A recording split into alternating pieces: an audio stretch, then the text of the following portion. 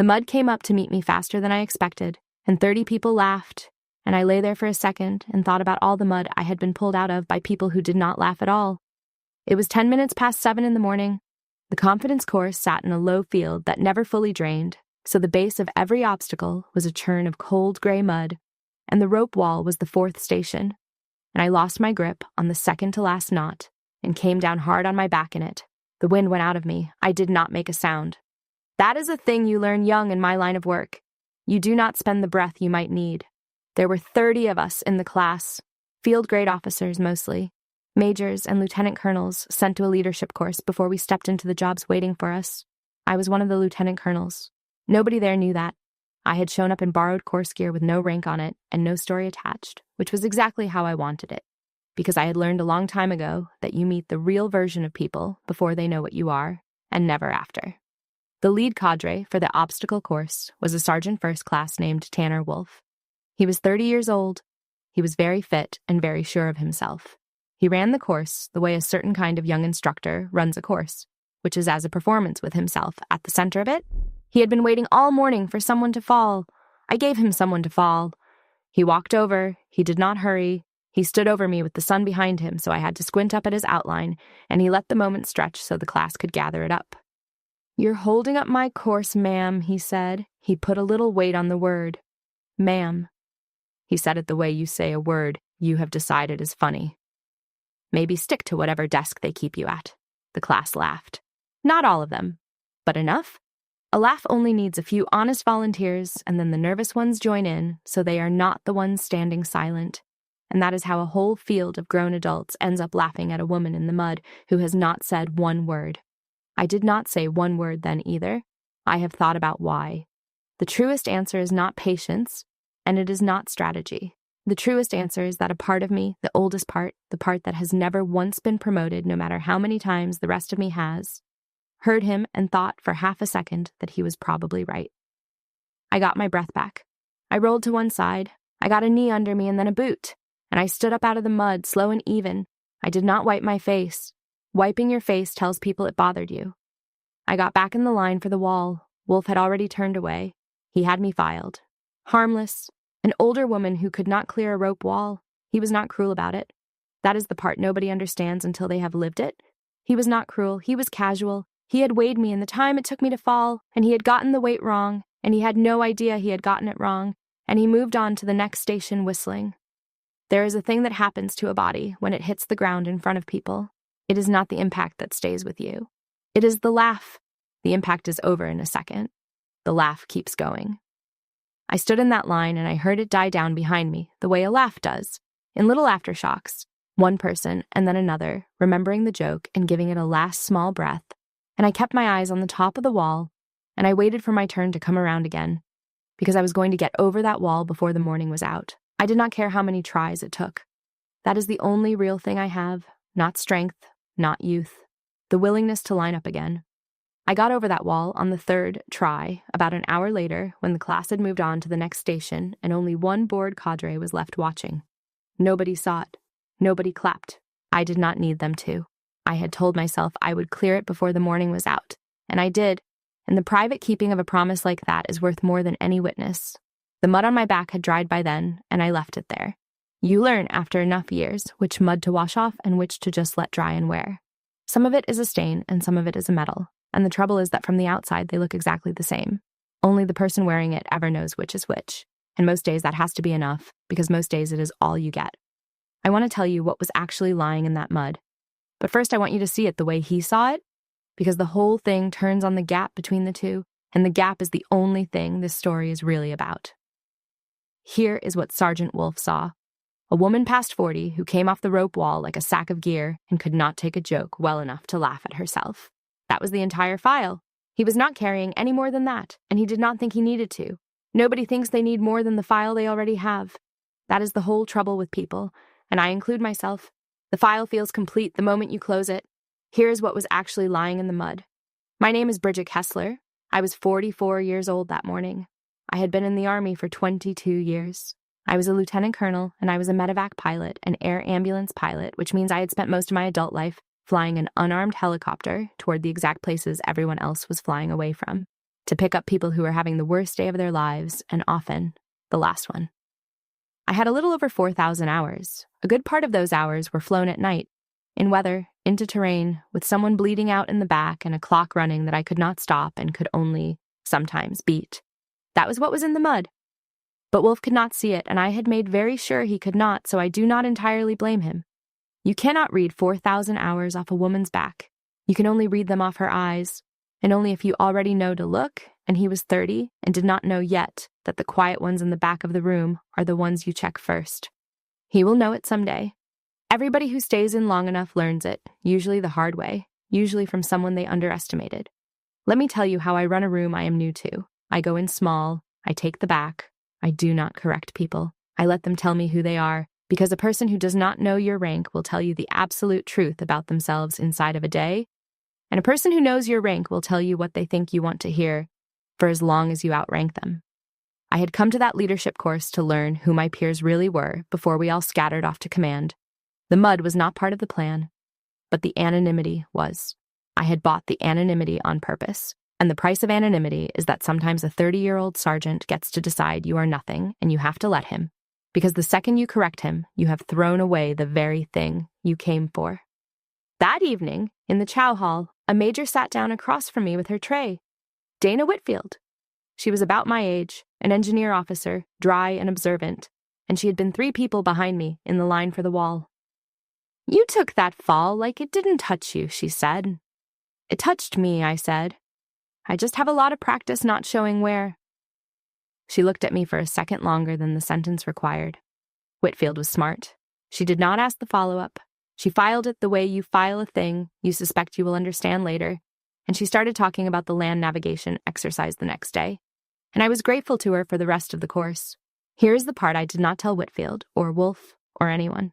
The rope wall was genuinely hard for me now. Not because I was old, because of what the years in the cockpit had done to the specific machinery of my shoulders and my lower back. The slow accumulated bill for 1,000 hard landings. The 100 loads I helped drag that I should have let the medics drag. The bill that comes due in your 40s whether you have been paying attention or not. I could still fly anything the Army owned. I could not, that morning, hold my own weight on a wet rope, with a shoulder that had been telling me the truth for 3 years. I had known that when I stepped up to the wall. I stepped up anyway. You do not tell a course full of future commanders that you are going to sit one out. So I fell. And I got up. And I said nothing. And I went to dinner and let a good woman think I was just a quiet older student who had taken a joke on the chin. That is who I have learned to be in rooms that do not know me yet. I meet them small, I let them decide, and I wait. It is not a trick. It is a discipline, and it costs something every single time, and I had been paying it for so long, I had stopped adding up the bill. People ask me sometimes why I care so much about the small stuff, the tone in a room, who gets talked over, who gets handed the wrench or the clipboard or the joke. They expect a medevac pilot to care about big things. Blood, weather, the margin between a live patient and a dead one.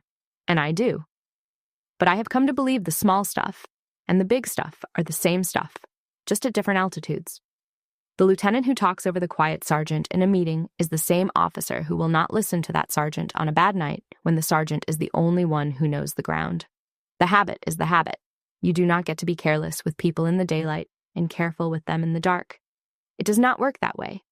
The dark just shows you the bill for the daylight. I learned that slowly, and I learned it from the back of my own aircraft, from the medics and the crew chiefs who kept me honest for 2 decades. A crew chief named Ruiz told me once, early on, that you can tell how a pilot is going to fly by how they talk to the ground crew before they ever leave the pad. He was right. I have never once found him to be wrong. The pilots who were short with the 18-year-old fueling the aircraft were the pilots who got short with the crew when it counted. And the ones who knew the fuel troop's name were the ones you wanted next to you at 3 a.m. with the weather coming down. So I watch the small stuff. I have made it a religion. And a leadership course of all places is a course about the small stuff, whatever the syllabus says on the cover. It is 30 people who are about to hold the small stuff of a few hundred other lives in their hands, whether they will be the officer who checks the quiet one first, or the officer who decides in a glance and never looks again. That is the whole curriculum. Everything else is land navigation and paperwork. I did not come to that course to be taught it. I came to see which of my peers already knew it because those were the ones I would want to call in 5 years when I needed a favor for a soldier of mine. And the ones who did not know it were the ones I would have to work around for the rest of my career. You learn that at a course. You learn it in the chow hall, in the smoke pit, in the mud, not in the classroom. So I sat small and I watched, and I let a sergeant decide I was nothing, because the price of seeing people clearly is that sometimes they get to see you wrong. And I had paid that price so many times it no longer registered as a price. It was just the cost of doing business, the cost of the truth I had come there to collect. The first time the Army told me not to go get someone, I went anyway, and after that, they mostly stopped telling me. It was 2010. I was 28, a captain. I was flying air ambulance out of a fire base in country, and the mission that shaped everything after it came in, a little after midnight, in weather that had already grounded everything with a gun on it. A ground team was pinned on a mountainside, 6 of them. 2 could not walk, they were taking fire from above, and the weather had closed the ridgelines down to almost nothing, and the gunships that would normally escort a medevac in could not get up into it, and command was doing the math out loud on the radio. The cold, necessary math of whether to risk a crew and an aircraft to reach men who might not be reachable. It is a real question. I have never once pretended it is not a real question. A destroyed aircraft saves nobody, and a dead crew is 4 more families, and the person doing that math is not a coward for doing it. But I was sitting on the ramp listening to it, and I could not do it. I could hear them on the radio. I could hear the young voice on the ground giving the numbers, and I have never been able to hear a voice like that and stay on the ramp. My flight medic that night was a sergeant named Leah Dorsey. She was the best I ever flew with. She was standing in the door of the aircraft with her helmet already on while command was still doing the math, and she keyed the intercom and said the thing I have carried for 16 years. "Ma'am, if we don't, they don't make it to morning." "Then we make it to them," I said. "I will not make it sound like courage. Courage is the wrong word, and it always has been. It was arithmetic, and it was stubbornness. And it was the specific inability to sit on a ramp, knowing men were dying in a place I could physically reach if I was willing to fly ugly enough to get there. So I flew ugly. I took the aircraft up into weather I had no business being in. I felt my way up that valley on instruments and Dorsey's calls and the terrain following radar, and I brought it into a hover over a mountainside I could not see, in a wind that wanted to put us into the rock, and we ran the hoist. Let me tell you what a hoist is, so you understand what Dorsey did. It is a cable and a hook. Someone rides it down into the dark, alone, on a wire, out of a helicopter that is fighting to stay in one place, into a spot where people are shooting. Dorsey went down on that cable into the black. I could not see her once she left the door. I flew the aircraft off the instruments and off her voice and off nothing else. She sent up the 2 who could not walk first. That is the rule, and she followed it. Worst first. One of them was a young infantry soldier, shot through the leg, maybe 20 years old, and when he came up through the door and the crew pulled him in, he grabbed my armored seat back with a bloody hand. Not on purpose, just holding on to the first solid thing in a world that had stopped being solid. I felt it through the airframe. I did not turn around. I was flying the aircraft. Holding a hover over rock in that wind is not a thing you get to look away from. Not for 1 second, not for a dying man, not for anything. But I felt that hand, and some part of me has never stopped feeling it. We got all 6. We flew them off the mountain, and I put the aircraft down at the field hospital as the sky was going gray. And I sat in the seat for a minute after the rotors wound down because my hands did not want to let go of the controls yet. When I finally made them let go, they shook. That is the part they do not put in the stories. The shaking comes after, always after, never during, because during is not allowed. Let me tell you what the during is actually like, because people think it is loud, and it is not. It is the quietest I ever am. Everything narrows. The radio chatter, the master caution, the wind trying to throw us into the rock, all of it drops away, and there is only the hover and the numbers and Dorsey's voice on the cable below me. A hover over rough terrain in a bad wind is a thing you fly with your whole body. You do not think it, you feel it, through the seat, through the pedals, through the small of your back, and you make 1,000 corrections a minute that you could never explain to anyone. And if you start explaining them to yourself, you have already lost the hover. It is the closest thing to prayer I have ever done, and I am not a religious woman. Dorsey was on the ground for 11 minutes. 11 minutes is a very long time to hold a hover over a mountainside while someone shoots at the noise you're making, and the noise you're making is enormous, and you cannot make it any quieter, and you cannot leave, because leaving means leaving her and them. So you sit in the sky and you take it. I have never found a way to tell anyone how long 11 minutes is. There is no way to say it that lands. You just have to have done it. She sent up the wounded 2, and then 2 who could walk, And then she came up last, which is also the rule. Medic comes up last, and she followed it. When her helmet came through the door and the crew chief hauled her in, I felt the aircraft change, felt the weight of her back inside it, and only then did I let myself climb us out of that hole. We came up through the weather and broke out on top into a sky full of stars, so bright and so indifferent that I remember being angry at them for a second for being so calm about all of it. I want to be clear that I was not the hero of that night. Dorsey was on the wire. Dorsey went down into the dark alone. The crew chief ran the hoist by hand and kept the cable from fouling. The two on the ground who could still fight kept the team alive long enough for us to get there. I flew the aircraft. That is all I did. I held a hover and I did not quit. It is the only real skill I have ever had. The not quitting, and it is not nothing, but it is not the whole of it. And I have spent 16 years correcting people who wanted to make me the whole of it. The name Lazarus belongs to a crew. It never belonged to me alone. I just happened to be the one flying the night it stuck. They started calling me Lazarus after that deployment. It was a dark joke, the way the good call signs always are. It was not because I never lost anyone. I lost people. I have a list, and I can recite it, and I will not, because they were not a joke, and their names are not for a story. They called me Lazarus because I kept going back for the ones I could still reach. Because I had a reputation for flying into weather that turned other people around, and coming out the far side of it with the living. The name stuck. It went on the roster next to my real one, the way call signs do, and it followed me for the rest of my career. And 16 years later, it was sitting in a folder on a clipboard in a cold field, waiting for a young cadre to read it out loud. The ground shifted the next morning, not because I raised my voice, not because I stood up and told anyone who I was. It shifted because of a roster, which is, if you think about it, the most ordinary object in the entire Army, a list of names on a clipboard. And it turned the whole field over without my saying a single word. We were in formation for morning accountability. The cadre did it the thorough way, the full roster call, reading each student's name and unit and, for the record, any call sign on file. Half the class were aviators, and the flight records wanted the call signs logged for the exercises.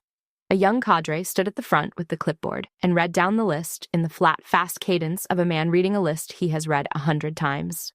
Name, unit, call sign. Name, unit, call sign. Cold air. Breath showing in front of 30 faces. Nobody listening very hard because nobody ever listens hard to a roster call. It is the audio equivalent of a wall you have painted the same color for years. He got to the K's. Kessler, he read. Lieutenant Colonel. Aviation. Call sign Lazarus. I have flown into a lot of quiet places. I know the different kinds of quiet. There is the quiet before and the quiet after, and they are not the same quiet at all. What happened in that formation was the quiet after. It did not happen everywhere at once. It happened in one man first. There was a master sergeant on the cadre. He had been standing off to the side of the formation with the other instructors, the way senior cadre do, present but apart, watching the students the way an old hand watches anything without appearing to. He was older than Wolf, broad through the shoulders, weathered in the face, a soldier who had very clearly done the real thing somewhere before he ever taught a course. When the young cadre read the word Lazarus, I watched that master sergeant stop breathing. I watched it happen. His whole body went to the specific stillness of a man who has just heard a sound out of his own past that he never expected to hear again in this life. It is a particular stillness. I have seen it exactly twice, both times on the face of someone hearing a name they had buried. He took half a step out of the cadre line before he even knew he was doing it.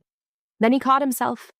He stood there staring at me across the formation, his mouth slightly open, his eyes doing the thing eyes do when a person is holding a photograph from 16 years ago up against the face in front of them and finding that they match. I looked back at him, and under 16 years and a lot of weather, I found the face. Younger, unbroken.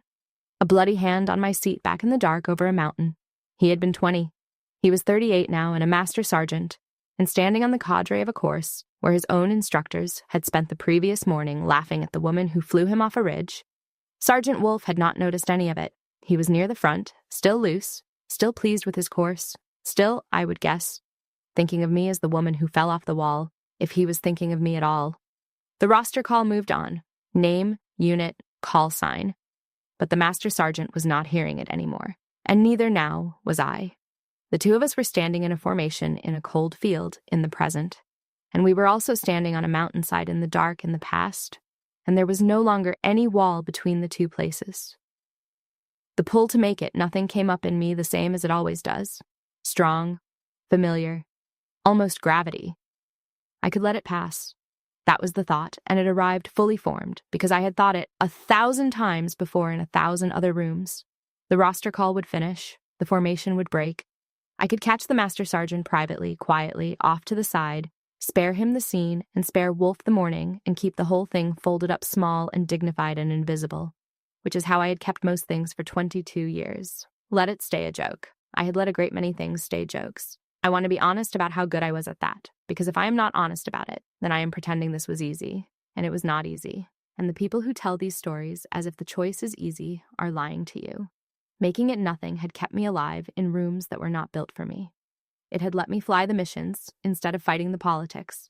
It had been for a long time the correct trade. You cannot win every argument and also fly every mission. There are not enough hours or enough of you. So you pick, and I had picked the flying every time.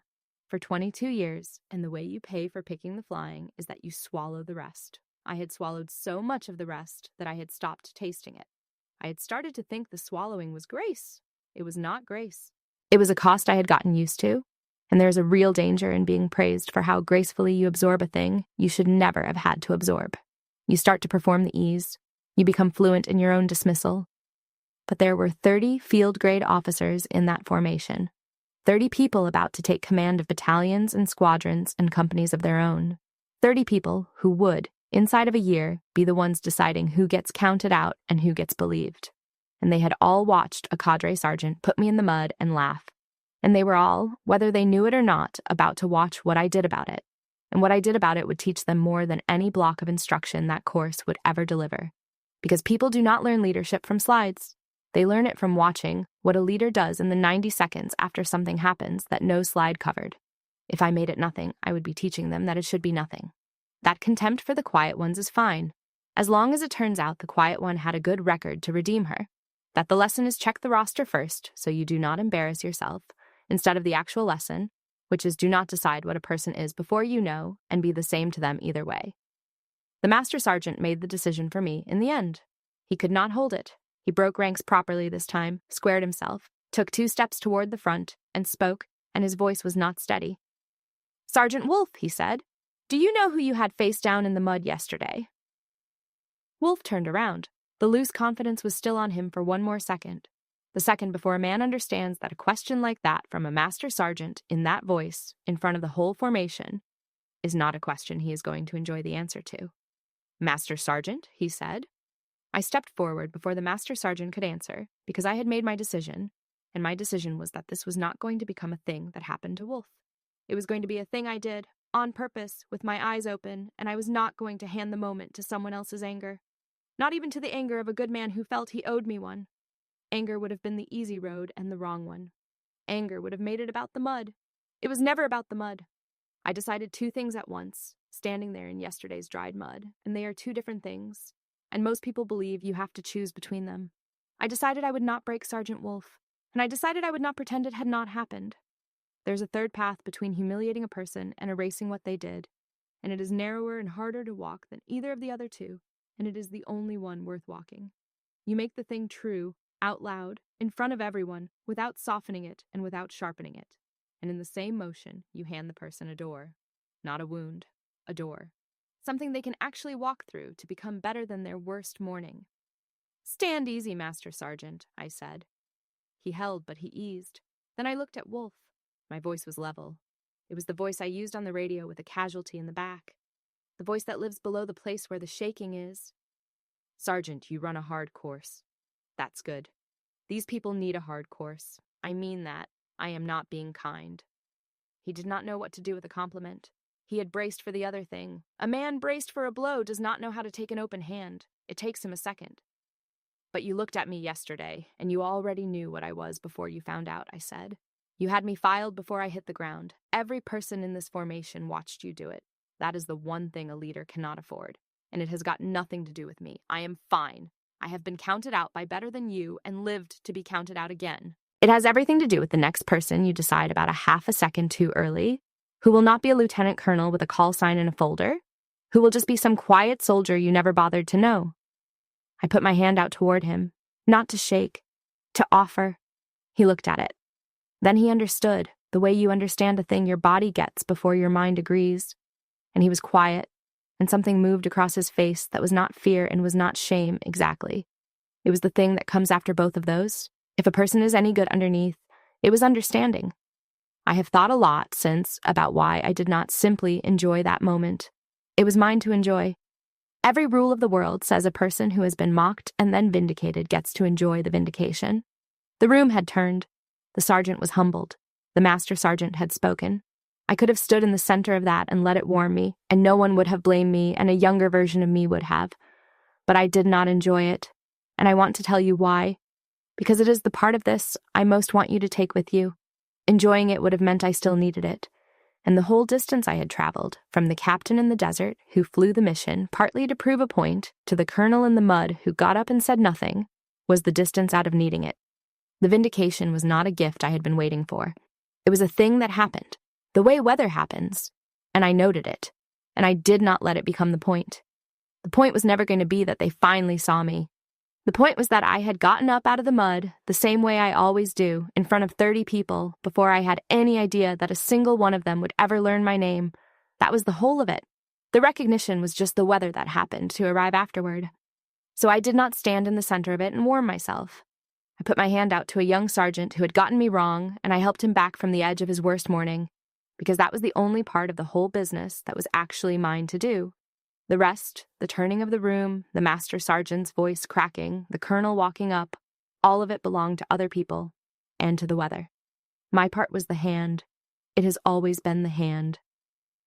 The two mornings came together then, the mountainside and the mud. And for a second, I honestly could not have told you which one I was standing in. Let me finish the mountain, because the mountain is where the muddy field had been flying all along, on instruments, in the weather, toward a thing it could not yet see. We got all 6 off that ridge in 2010. I told you that already. What I did not tell you is what it cost and what it bought. It bought 6 men a morning. 2 of them would not walk right again. One of those 2 was the young infantryman with the bloody hand, whose femur the round had shattered, and who spent the better part of a year learning to walk on a rebuilt leg. His name I would learn much later. On a coarse roster in a cold field was Hector Barrera. He did learn to walk again. He stayed in.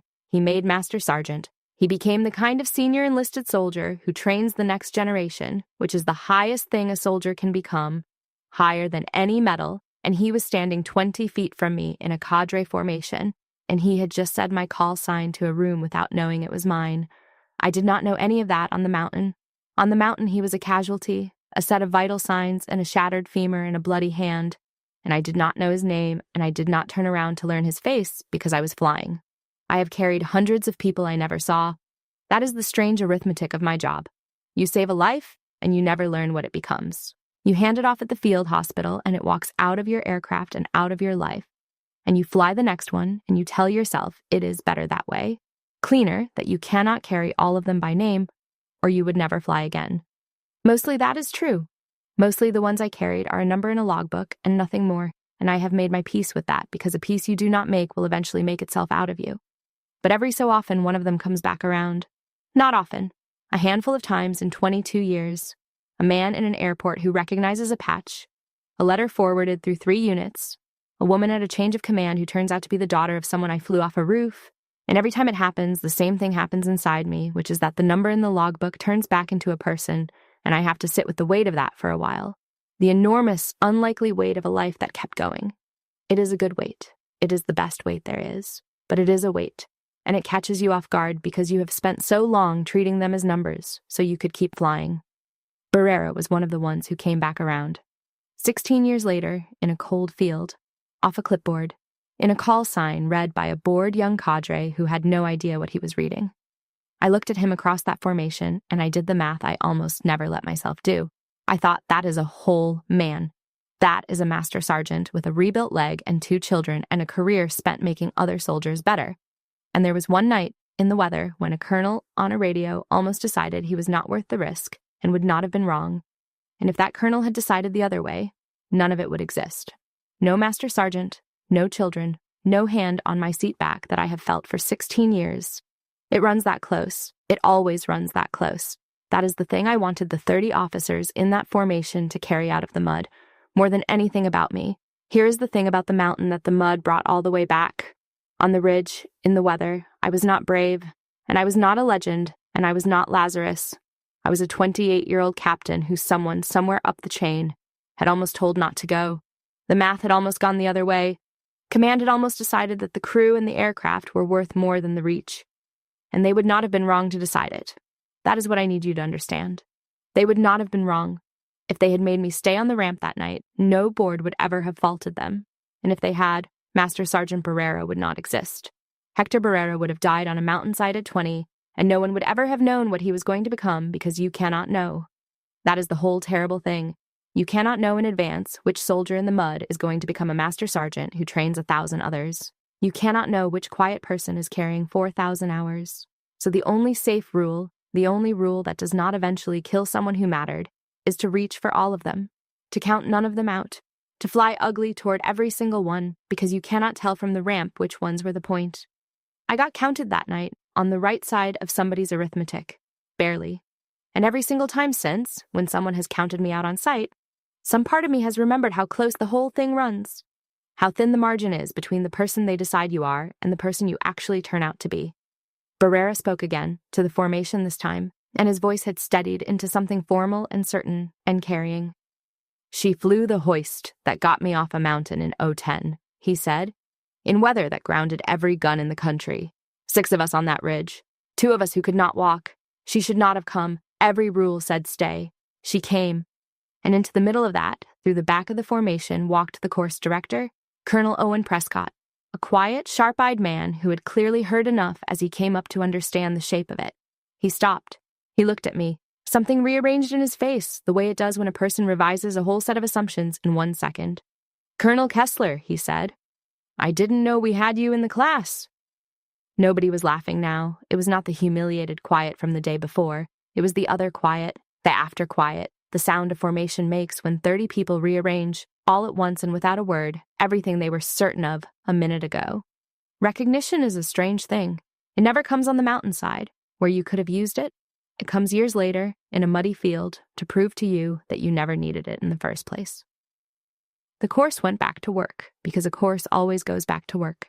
There was a land navigation exercise on the schedule, and a road march after it, and the small, relentless machinery of a leadership course does not stop for anyone's reckoning, least of all a colonel's. But something had moved through the class that would not move back, and I could feel it in the way the day reassembled itself around me. Same people, slightly different shape, like a formation after it has been shaken and settles into new spacing. It did not look like punishment, and I did not want it to. Sergeant Wolfe was not going to lose a stripe over a bad joke in a muddy field. He was not going to be defined for the rest of his career by one morning he would have given a great deal to take back. I have seen what it does to a young leader to be reduced to his worst decision and then never allowed past it. I have watched good sergeants turn hard and small around one old humiliation, carrying it for 20 years, handing it down. I had promised myself long ago that I would not do that to anyone if I had the rank to choose otherwise. What moved through the class was quieter than punishment and far more permanent. It was 30 future commanders, recalculating silently one at a time who gets counted out and why, and revising an answer the Army's culture had handed each of them for free the day they arrived. The land navigation exercise went off that afternoon like nothing had happened, because that is how the Army works. The schedule does not care about your reckoning. You have a reckoning at 0800 and a compass and a protractor at 1300, and the compass does not know. I found my points. I have always been good at land navigation.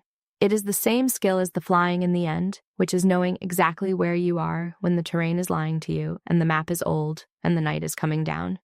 But the class was different around me now, and I felt it on the road march that followed.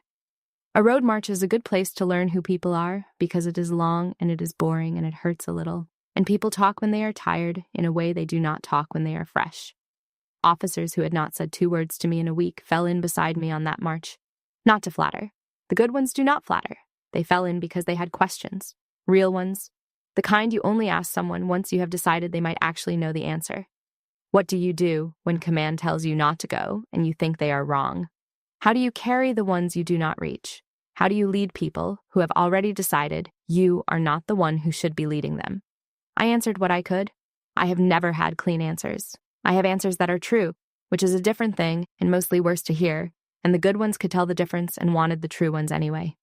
Major Whitfield walked most of that march next to me and said almost nothing, which is its own kind of friendship, the kind that does not need to fill the air.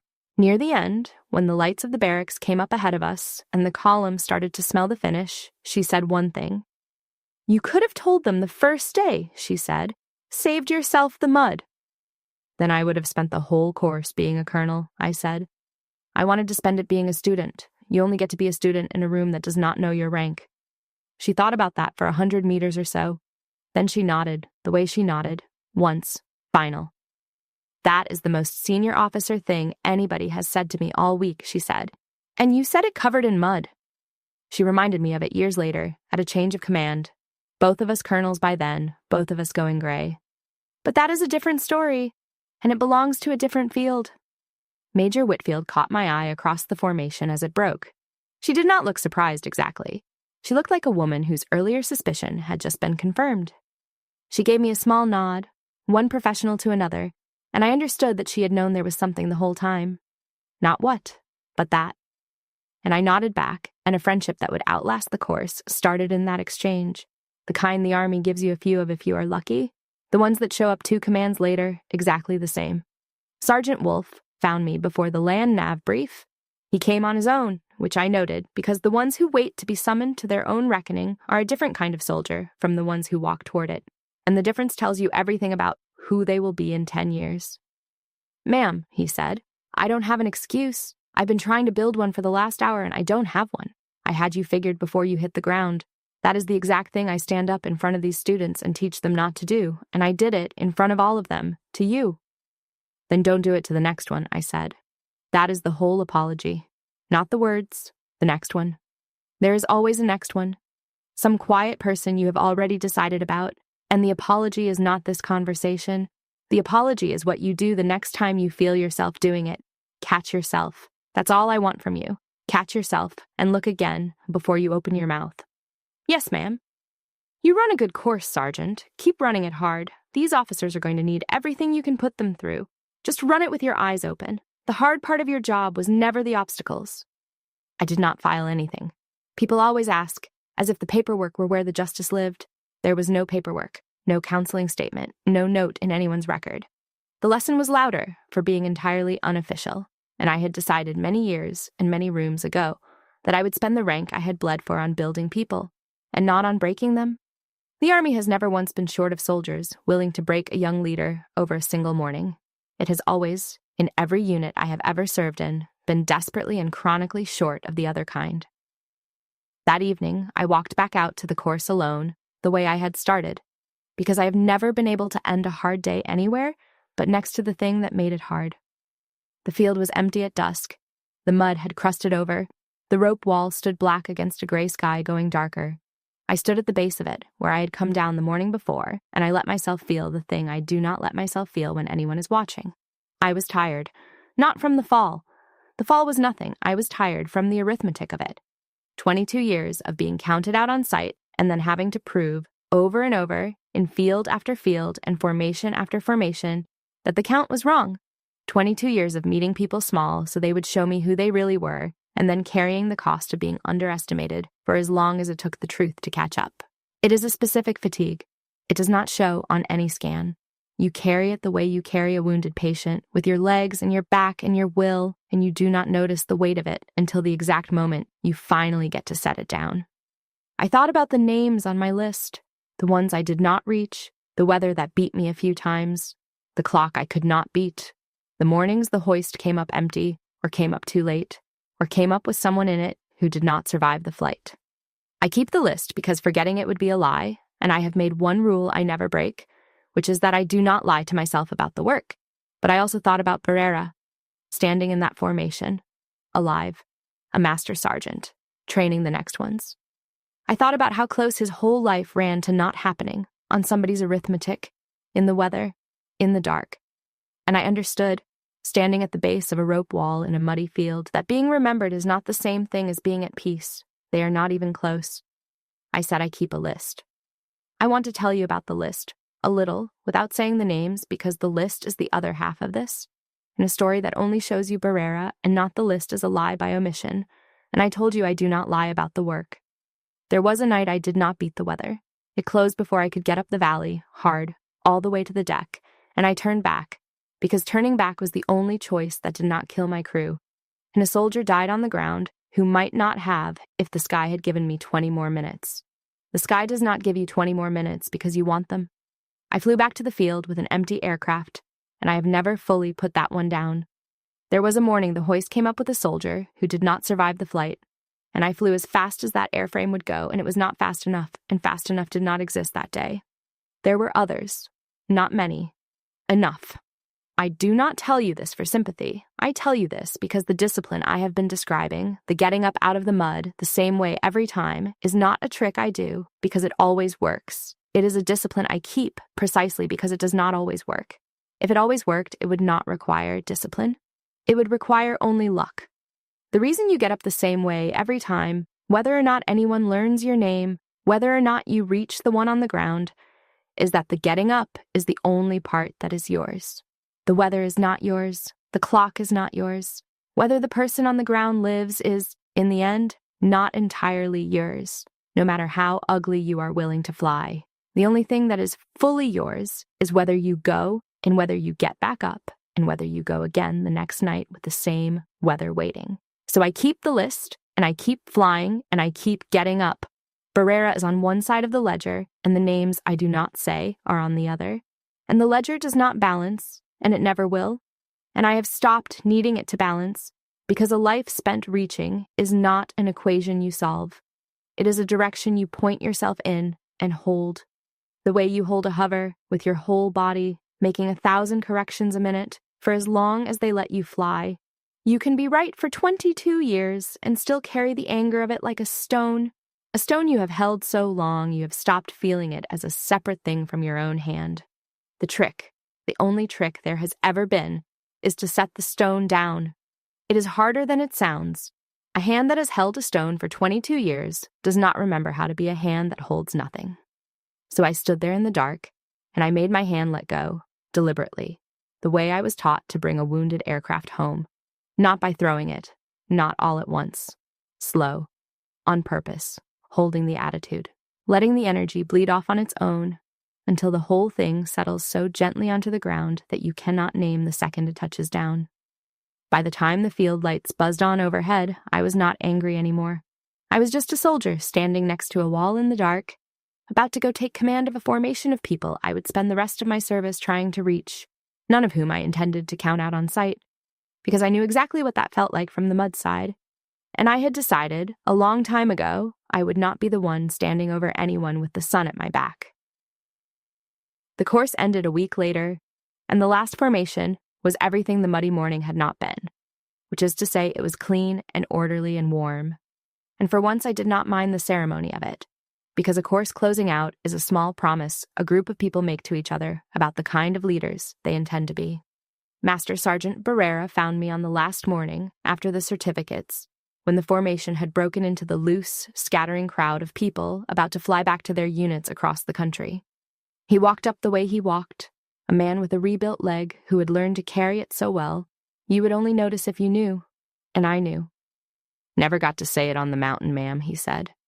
"There wasn't time up there, and then there was a year of learning to walk, and by the time I could have found you, you were 3 assignments away.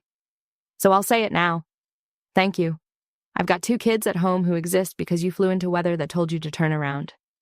I did not trust my voice for a second, so I did not use it. I put out my hand, and he took it, and 16 years folded down into a single point of contact. The bloody hand on my seat back in the dark was now a master sergeant's steady grip in a bright field.